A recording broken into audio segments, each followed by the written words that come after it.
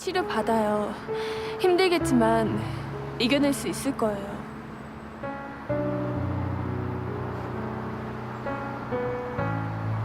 치료 안 받아요.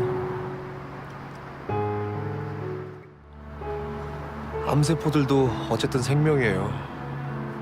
내가 죽이려고 하면 암세포들도 느낄 것 같아요. 이유가 있어 생겼을 텐데.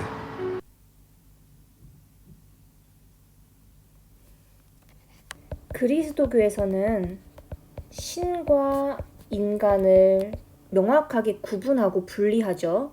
그리고 이 초월적인 존재인 신이, 초월자가 인간을 창조했다라고 이야기를 합니다.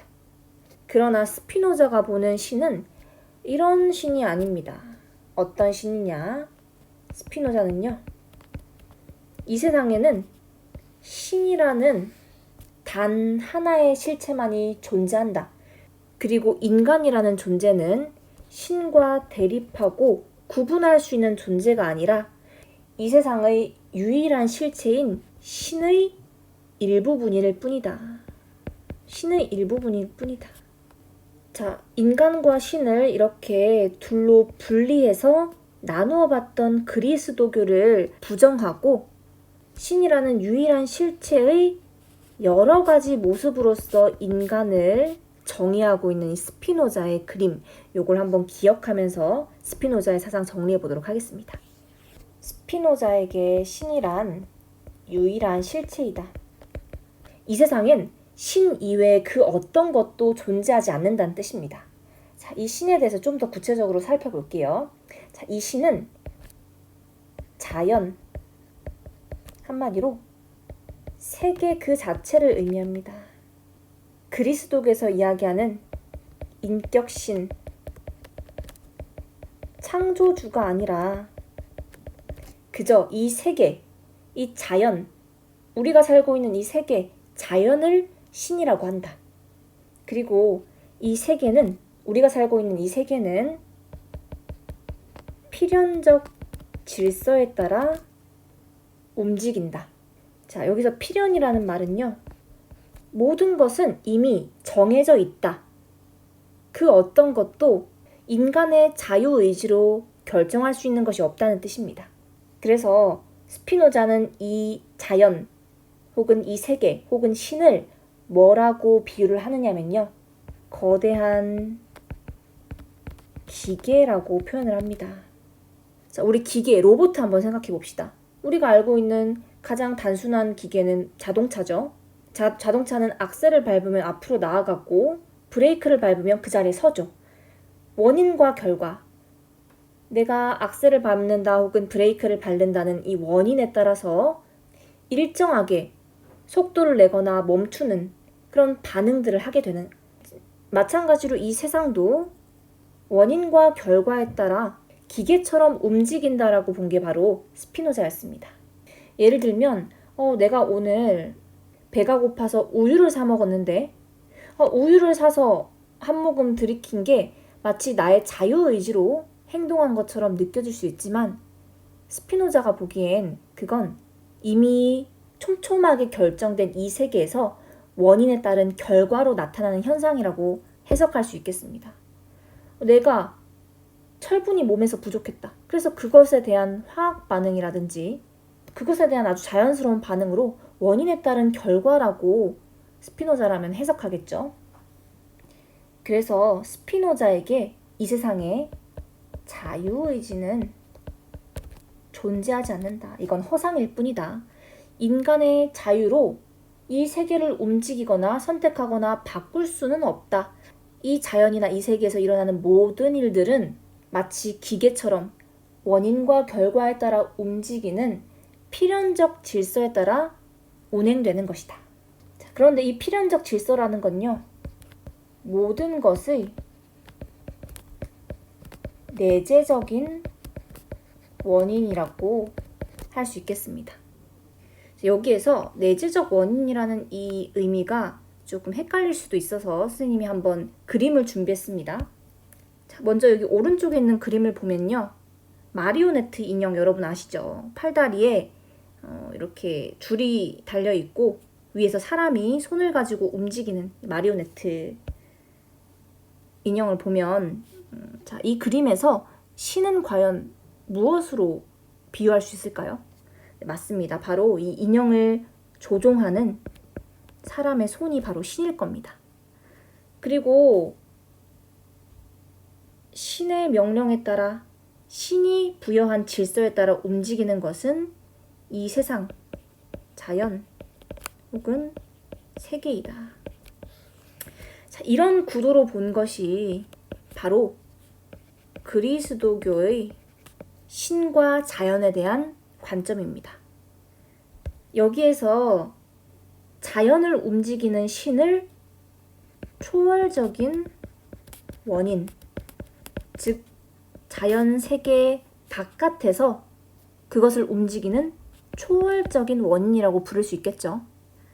자, 반대로 스피노자가 생각하는 이 신이자 자연이자 세계는요, 그냥 태엽 인형처럼 딱 하나, 하나밖에 존재하지 않는 거예요. 이 세상에 딱 하나뿐인 거.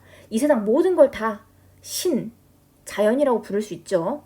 그래서 이 자연, 마치 거대한 기계와 같은 자연 밖에는 그 어느 것도 존재하지 않습니다. 이 자연 자체가 신이고 신 자체가 자연이고 이거 자체가 세계인 거예요. 그리고 이 자연, 세계는 어떻게 움직이느냐? 바로 여기 태엽이 감겨 있죠. 한마디로 이 기계와 같은 거대한 자연과 세계 속에 있는 내재적인 질서, 필연적 질서에 의해서 움직이는 겁니다. 즉, 스피노자가 바라보는 자연, 이 세계가 움직이는 것, 그것은 바로 자연이자 세계인 이 신이 가지고 있는 내재적인 원인에 의해서 움직인다. 태엽 인형이라는 기계가 기계 자체에 그것을 움직이는 원리가 다 갖추어져 있는 것처럼 이 세상, 이 세계, 이 자연은 그 자체가 신이기 때문에 그 어떤 외부의 초월적 원인에 의해서 움직이는 것이 아니라 그 자체에 구비된 내재적 원인에 의해서 움직이는 것이다. 자, 이렇게 이 세상에는 신이라는 유일한 실체뿐이라고 했는데 그렇다면 인간은 어떻게 정의할 수 있을까? 자, 인간은 이 신이라는 유일한 실체의 유한한 양태로 존재합니다. 여기서 유한한 양태라는 말은요, 전체로서 신, 자연, 이 세계가 나타내는 하나의 모습으로 인간이 존재하는 거죠. 신의 다양한 모습 중에 하나를 인간이라고 할 수 있다.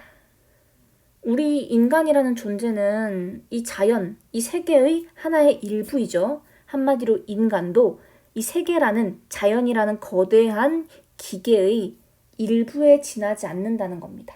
자, 그렇다면 이 인간, 신이라는 유일한 실체의 유한한 양태로 존재하는 인간이 행복해지기 위해서는 어떻게 해야 하는가?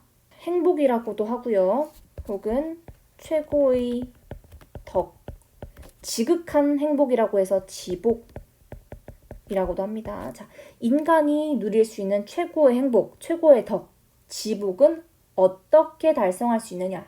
바로 신, 자연을 이성적으로, 인간이 가진 이 이성이라는 능력으로 신을 인식하는 것, 혹은 관조하는 것, 혹은 지적으로 사랑하는 것이라고 스피노자는 말합니다. 그런데 신을 이성적으로 인식하고 사랑하라고 했잖아요. 근데 이 신이라는 것은 이 세상에 존재하는 필연적인 질서를 의미합니다. 그래서 신을 이성으로 인식하고 관조하고 지적으로 사랑하라는 말은 필연성에 순응하는 자세를 의미합니다. 신을 이성적으로 인식하고 필연성에 순응하기 위해서는 어떻게 해야 하느냐? 정념의 지배에서 벗어나야 한다라고 이야기를 하는데요. 정념은 극복해야 하는 것은 맞지만 여기서 정념의 지배에서 벗어난다는 뜻은 모든 감정이나 욕망을 제거하라는 뜻은 절대 아닙니다. 인간은 감정 욕망 없이 메마른 나뭇가지처럼 살 수는 없는 존재죠. 부연하자면 스피노자가 이야기하는 정념의 지배에서 벗어나는 것은 수동적 감정을 능동적 감정으로 바꾸는 것을 의미합니다. 여기까지는 너무 깊은 내용이라서 따로 필기하지 않겠습니다. 조금 내용이 복잡했는데요. 워크북 빈칸 한번 채우면서 방금 필기한 내용들 하나하나 정리해 볼게요. 첫 번째, 범신론. 모든 것이 다 신이다. 이 세상 모든 것을 신으로 퉁쳤다. 뭐 이렇게 속된 말로 범신론이라고 이해해주면 될 것 같습니다. 신은 즉 자연이다. 신은 세계 자체이자 자연이다. 우리가 1학기 때 배웠던 스토아 학파랑 되게 유사하죠. 실제로 스토아 학파의 영향을 많이 받았습니다. 스토아 학파랑 유사하다. 그래서 내용을 좀 더 자세히 보면 이 세상 존재하는 모든 것은 신 안에 있다. 이 세상에는 신 이외에는 그 어떠한 실체도 있을 수 없다. 바로 이 신이 우리의 정신, 이성이 인식할 수 있는 최고의 존재이다. 자, 밑에 화살표를 보면 스피노자의 신은 자연 바깥에 존재하는 초월적인 존재, 창조자가 아니라 마치 마리오네트를 움직이는 그런 손가락이 아니라 자연 그 자체, 이 세상에 존재하는 유일한 실체이다. 유일한 실체. 자, 그러면 이 자연, 세계, 신은 어떻게 움직이느냐? 자, 그것이 바로 두 번째 나오는 내용, 필연론입니다. 필연, 우연이 아니라 필연. 이미 모든 것이 다 그렇게 정해져 있다는 뜻입니다. 필연. 우주는 수학적 질서에 따라 움직이는 하나의 거대한 기계이다. 스피노자는 이 세상을 커다란 기계라고 봤다고 했죠. 마치 태엽 인형처럼. 그래서 세계의 모든 일은 원인과 결과라는 필연적인 질서로 연결되어 있다. 이런 필연성에서 벗어나서 인간이 자유의지를 가진다는 것은 불가능하다. 이건 환상일 뿐이다. 자, 그렇다면 모든 것이 기계처럼 필연적으로 움직이는 이 우주, 이 신, 이 자연 속에서 인간은 어떻게 사는 것이 바람직하고 행복한가? 자, 바로 그것이 세 번째, 네 번째. 이성을 통해 자연을 관조하고 인식할 때 행복해진다. 이성과 행복 하나하나 볼게요. 이성은 인간의 본질적 특성이고 이러한 이성을 통해 신 또는 자연, 신 즉 자연 같은 말이에요. 신 즉 자연을 인식할 수 있다. 인간은 이성을 통해 신, 이 세상의 필연적인 법칙, 자연을 인식할 수 있다. 이러한 신, 즉 자연을 인식하는 것, 이성적으로 인식하는 것이 인간이 누릴 수 있는 최고의 덕이고 이것은 곧 자연에 대한 이성적인 관조, 볼 관자를 써서 이성적으로 바라본다는 뜻이에요. 이 관조를 통해 모든 사물의 궁극적인 원인과 질서, 필연적인 질서죠.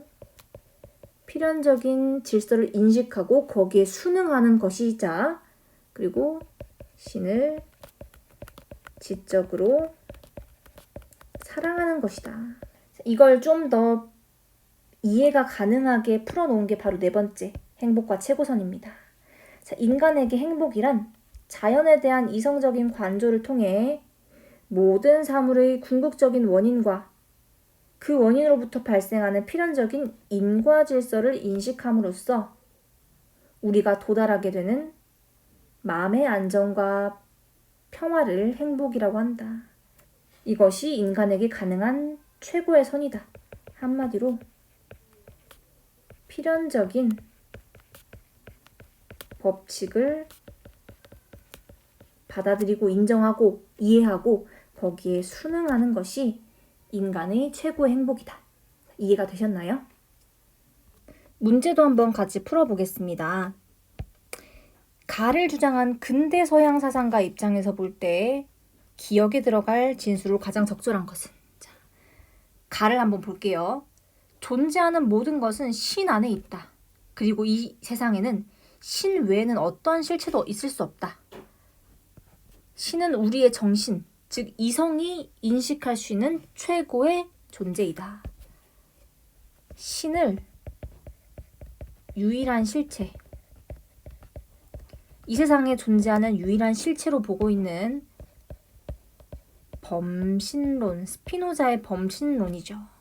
우리가 헬레니즘 시대의 스토아 학파랑도 내용이 좀 많이 겹치기 때문에 헷갈릴 수도 있는데, 여기 문제 자체에 근대라고 이렇게 시대를 못 박아 둡니다. 항상. 그럼 두 번째 보기도 볼게요. 현명한 사람은 영혼의 흔들림이 거의 없고 영원한 필연성에 의해 신과 사물을 인식한다. 이를 통해서 마음의 평화를 누린다. 모든 것이 필연적인 법칙에 따라 움직인다. 이 세계, 자연, 신은 내재적인 원인으로서 필연적인 원인과 결과, 질서로 운행되는 것이다. 바로 스피노자의 필연론이죠. 자, 그러면 가는 스피노자라는 걸 우리가 알 수 있고요. 자, 학생, 어떻게 해야 현명한 사람의 경지에 이를 수 있습니까? 라고 했을 때 스피노자가 이야기했을 법한 보기를 선택해주면 되겠죠. 첫 번째, 신과 이웃을 조건 없이 사랑하여 인격신의 은총을 받는다. 인격신은 스피노자가 이야기하는 자연이자 세계로서의 신이 아니라 그리스도교 윤리에서 이야기하는 신에 해당하기 때문에 1번은 틀렸습니다. 2번, 오직 이성에 따라 살아갈 수 있도록, 여기까지 맞는 것 같은데, 자, 이 뒷부분 봅시다. 모든 정념을 버려야 하네. 우리가 정념의 지배에서 벗어나야 되는 건 맞지만 모든 정념, 인간의 모든 감정을 버릴 수는 없습니다. 모든이라는 말에 함정이 있었던 겁니다. 그래서 2번은 틀린 보기가 되겠고요. 자, 그리고 3번. 자유의지를 발휘해야 된다. 필연적인 인과 질서에서 벗어나야 된다. 자, 필연적인 인과 질서에서 벗어날 수도 없을 뿐더러 자유의지라는 것은 허상에 불과하다라고 했죠. 이 세상은 원인과 결과라는 필연적인 법칙에 따라서 움직이는 기계와 같으니까. 3번도 틀렸습니다. 4번, 신을 이성적으로 관조하거나 지적으로 사랑해야 된다. 이에 따라 필연적인 법칙을 순응해야 된다. 자, 4번이 정답이 되겠습니다. 마지막 5번, 만물의 초월적인 원인인 신을 파악하거나 인식해야 된다. 자, 이게 틀린 이유. 스피노자가 말하는 신, 자연, 이 세 개의 법칙은 초월적인 원인이 아니라 내재적인 원인으로 움직인다고 했죠. 마치 태엽 인형처럼. 자, 초월적인 원인은 마치 마리오네트 인형처럼 인간이나 이 세계 밖에서 이 세계를 움직이는 그리스도교에서 이야기하는 인격신에 해당하는 거죠. 자, 외재적, 초월적인 원인은 그리스도교 윤리에서 이야기하는 신의 특징이기 때문에 4번 초월적 원인, 여기에서 틀린 보기였습니다. 자, 오른쪽 이제 마지막 문제 한번 볼게요. 갑과 을 사상가 입장에서 볼 때, 자, 시대가 안 나와 있어요. 갑을 사상가 입장에 볼 때, 그러면 갑과 을은 다른 시대 사람일 수도 있겠구나, 이렇게 추측을 해볼 수 있죠. 나의 기억에 들어갈 공통된 진술을 고르시오. 갑은 자연에 따르는 삶은 이성에 따르는 삶이다. 우주의 법칙을 깨달으면 어떠한 상태도 동요하지 않는 정신 상태, 아파테이아에 도달하게 된다. 여러분 벌써 좀 까먹으셨을 텐데 1학기 때 배웠던 스토아 학파입니다. 자, 그럼 나 을을 볼게요. 을은 자연은 필연적 질서에 따라 구성된 거대한 기계와 같다. 자, 필연적인 질서, 거대한 기계. 자, 자연과 세계와 신을 필연적인 질서, 거대한 기계로 본 스피노자에 해당합니다. 모든 우주의 일은 신에 의해 결정된 자연 법칙, 필연적인 법칙에 따라 발생하고 인간은 유일한 실체인 신의 유한한 양태에 불과하다. 자, 을은 스피노자입니다. 자, 그러면 자연의 질서를 순응하라. 자연을 이성적으로 간주하라. 그러면 뭐뭐 할 것이다. 스피노자와 스토아파의 공통점을 찾는 문제네요. 자, 공통점 볼게요. 정념으로부터 해방되면 평온한 삶을 영위할 것이다. 정념으로부터 해방된다. 정념을 모두 제거하는 것은 아닌데요. 정념의 지배에서부터 해방되는 것. 스토아 학파와 스피노자 모두가 강조하는 내용으로 1번이 정답입니다. 자, 여기서 오늘 좀 유심히 봐야 될 거. 모든 정념을 버리는 건 아니지만 정념의 지배로부터 벗어나야 된다. 정념으로부터 해방돼야 된다. 이건 맞는 지문이라는 거. 이 두 개 차이를 꼭 기억해 주세요. 자, 2번. 인격신의 섭리, 성스러움, 그리스도교 윤리죠. 틀렸고요. 3번. 공적인 삶에서 벗어나 개인적인 쾌락을 획득하는 것. 이건 1학기 때 배웠던 에피쿠로스 학파입니다. 4번. 필연적 질서를 극복하는 게 아니라 순응해야 되죠. 그러면 행복한 삶을 향해 할 수 있다. 틀렸고요. 5번. 주체적 결단을 통해 운명을 개척한다. 자, 운명을 개척하는 것. 이거야말로 그 자유의지의 모습인데요. 스토아학파나 스피노자는 자유의지를 인정하지 않고 있기 때문에 운명을 개척하는 것이 아니라 운명에 순응해야 한다고 봤기 때문에 5번도 틀린 보기가 되겠습니다.